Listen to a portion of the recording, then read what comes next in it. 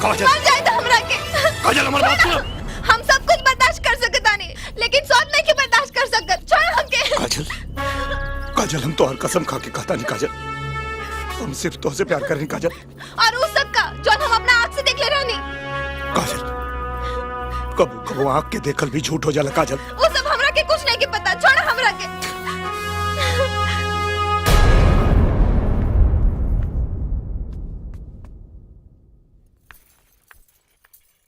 अरे तू यहाँ आ गेलू? का करी, भात और भतार बिना मने ना लागेला।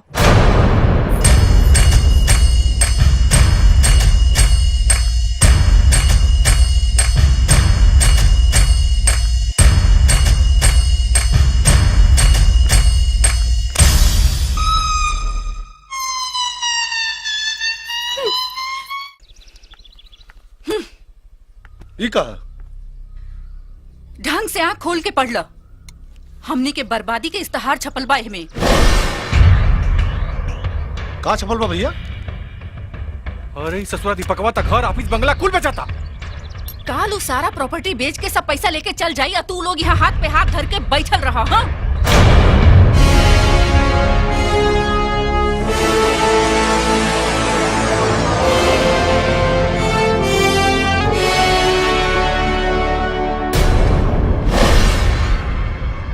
तू का सोचा तारे? का सोचा तारे तू कि तू हमरा से बिना पूछले सारा प्रॉपर्टी नीलाम कर देबे? जा जा, हम कोर्ट से स्टे ऑर्डर ले आई।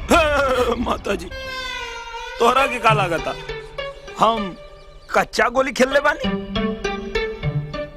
हाई जौन स्कूल खोल के तू चलावत तारू, ए स्कूल के मास्टर डिग्री हमरा लगे बा। और ई तोहरा के पता नहीं के कि सारा कानूनी कार्रवाई कैला के बाद इस्तेहार देले बानी। और एक बात और बताई तू लोग के, हम दीपक ना हैं, राजा है।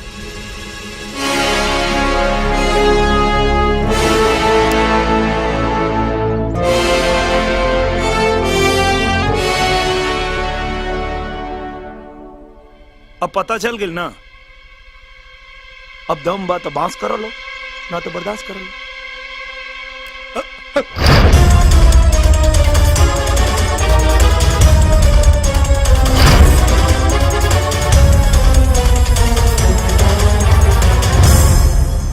चला ड्राइवर। राजा, कल नीलामी होते ही आधा पैसा हमारा अकाउंट में आ जाए कि चाहिए? एकदम। ये ला दुबई का टिकट। पैसा आते ही हमने के कल शाम के दुबई फरार हो जाए। आप लोग चिंता न करी, हम पटना क्राइम ब्रांच से राजा के फाइल मंगवा ले बानी। अगर वो सचमुच में राजा ही है तो हम ओकर बाजा बजा दें। जैसा कि आप सब जानते हैं कि मिस्टर दीपक यादव अपनी सारी चल अचल संपत्ति यानी कि शुगर मिल्स, अपने ऑफिसेस और इस खूबसूरत बंगले को नीलाम कर रहे हैं। सर, ये रही राजा की फाइल जो आपने मंगाई थी। इसकी पूरी जानकारी मिस्टर दीपक यादव ने अपने पर्सनल वेबसाइट deepakyadav.com पर दे दी है। जो भी जेंटलमैन इस प्रॉपर्टी को खरीदेगा उसे इमीडिएटली अभी के अभी मिस्टर दीपक यादव के बैंक अकाउंट में तय की गई रकम ऑनलाइन ट्रांसफर करनी पड़ेगी। Is that clear? क्या आप लोग तैयार हैं इस बीट के लिए? इस प्रॉपर्टी की सरकारी कीमत है 500 करोड़ रुपए, 500 करोड़ रुपीस।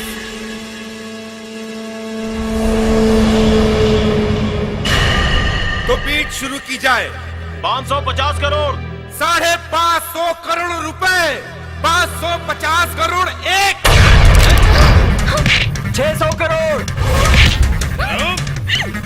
600 करोड़ दो, 750 करोड़, 750 करोड़, 750 करोड़ एक, 750 करोड़ दो, 800 करोड़, 800 करोड़, 800 करोड़ एक, 800 करोड़ दो, 800 करोड़ तीन। Sold out. Congratulations mister Ramesh Agarwal. अब ये पूरी प्रॉपर्टी अब आपकी हुई। मिस्टर रमेश अग्रवाल, जैसा कि आपको पहले ही बताया जा चुका है कि आपको तय की हुई रकम को मिस्टर दीपक यादव के बैंक अकाउंट में ऑनलाइन अभी ट्रांसफर करना पड़ेगा। यहाँ साइन कीजिए। Thank you.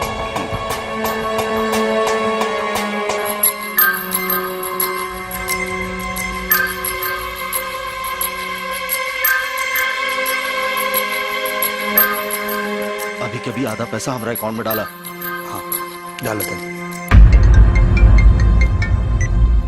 हेलो, अपना प्रॉपर्टी के तो नीलाम कर दे ले, लेकिन अपना दू को मेहरारू और अपना बहन के इज्जत के नीलाम होके से कैसे बचेबे? और अगर बचावल चाहता रहे तो चौका घाट वाला स्टील फैक्ट्री में आ जाओ। हेलो,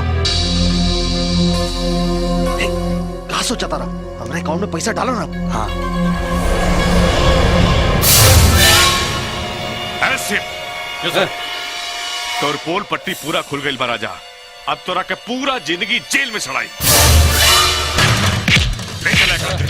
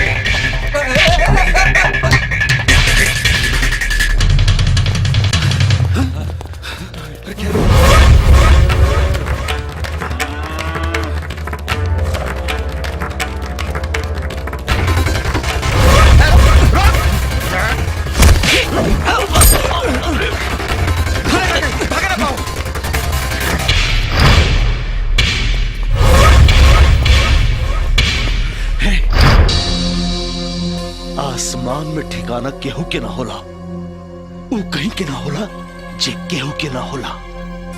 कारे तोरा जैसन भिखारी के हम 800 करोड़ के मालिक बनौनी और तू हमरा के पकड़ल बनावता रे। बता, पैसा हमरा अकाउंट में काहे ट्रांसफर ना कर ले? अरे डाल देनी ना, क्या बात करता है? अब अकाउंट चेक करा, अपन 400 करोड़ डाल दे भाई। ए, ज्यादा होशियारी ना तो हिज्जत छव के छव ठोक दे। बता, पैसा केकरा अकाउंट में बा? पैसा दीपक के बहन सोना के अकाउंट में चल गए। अरे बेवकूफ, ओकरा अकाउंट में काहे डाल देले? काहे डालने मतलब? वो हमरा के राखी बन ले रहा था, हमार भाई उखला ना तो कुछ फर्ज बन लगी ना। अरे बकलोलवा, अरे एगो राखी के बदले में 800 करोड़ दे दिले। अरे सूट दे देते, साड़ी दे देते, और नहीं तो सोना का अंगूठी दे देते। ठीक बा, तू भाई के फर्ज निभाव लेना। अब हमरा गोली की गरज दे।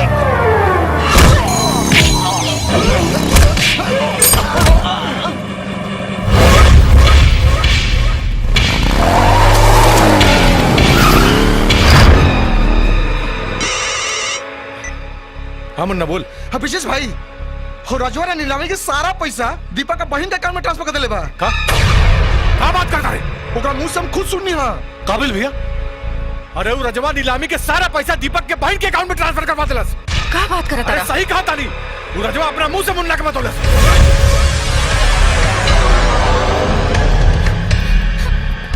ए, सोना के लेके नीचे आ।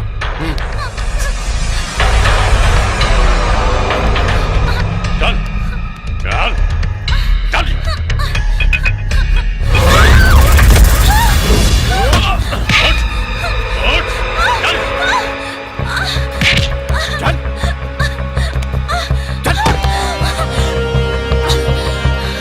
बैंक अकाउंट का पासवर्ड बोल। ना बताई। अरे जल्दी बोलो, बोल पासवर्ड। मुआदा चाहिए आधा, हम ना बताए तो ना बताए। और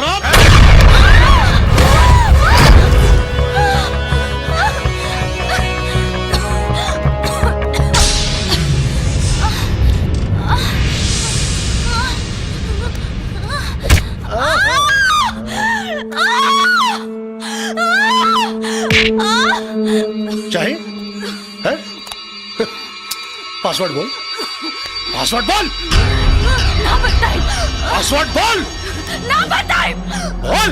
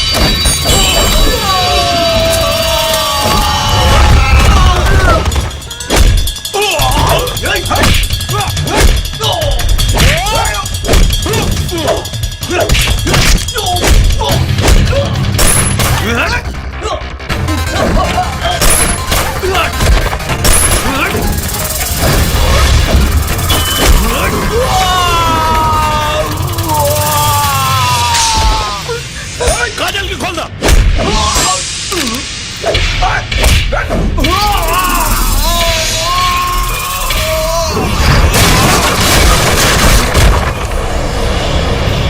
खोलो हमारा हाथ।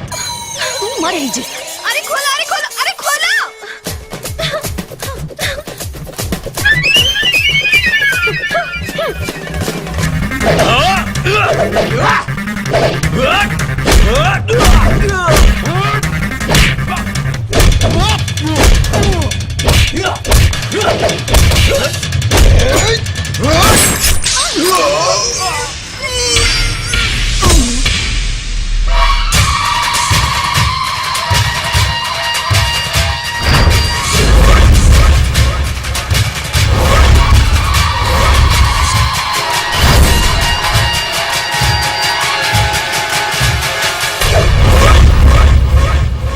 का देखा तारा सन?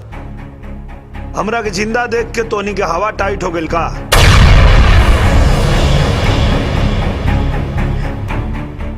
का हो ब्रजेश चाचा, तोरा के तो हम अपना माथा पे बिठा के रख ले रही, लेकिन तू लोग साबित कर देला कि जूता चाहे चमड़ा के होखे या सोना के, जूता के हमेशा पैर में रखे के चाहिए। गोड़ लगाता नहीं है माई, बा माई बा। तोरा के तो हम अपना सगी माई से बढ़ के समझत रहे, लेकिन तू ही साबित कर दे कि सौतेली माई आखिर सौतेली होखेली।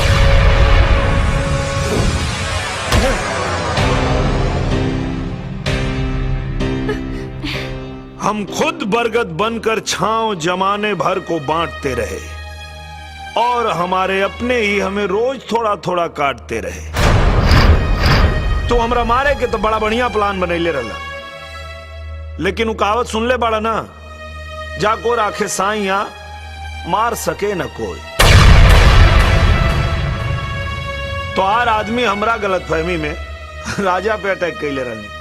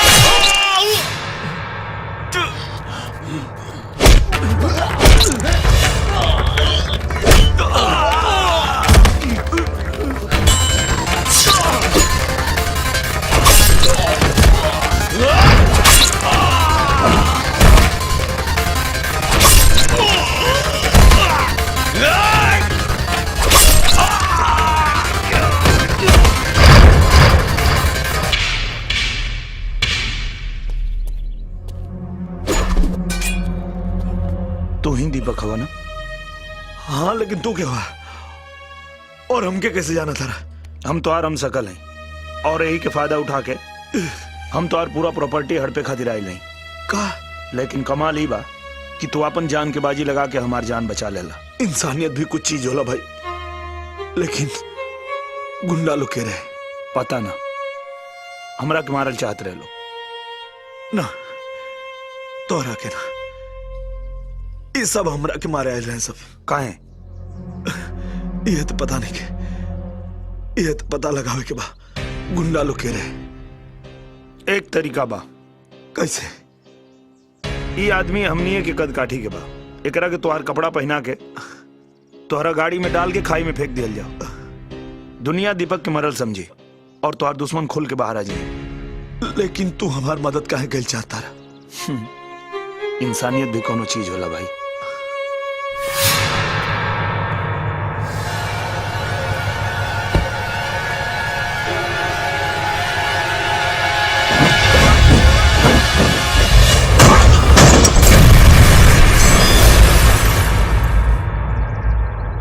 हमरा के मरल समझ के तोनी के अपन जात बता देलसन।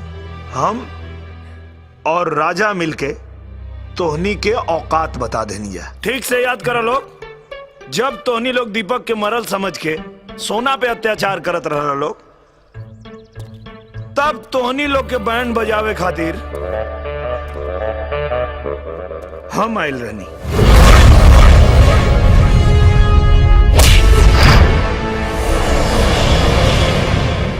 और रंजीत बाबू याद बा कि ना, फिल्म दिखावे के बहाना करके आरती के लेके हम गए रहनी।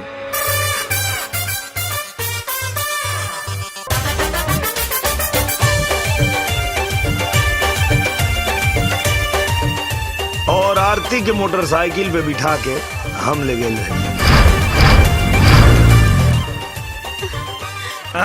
तू लोग कम नहीं खा, हमरा मेहरारू काजल के खोज निकल लोग और हमरा के आरती से बियाह करे खातिर मजबूर करे लगला लोग।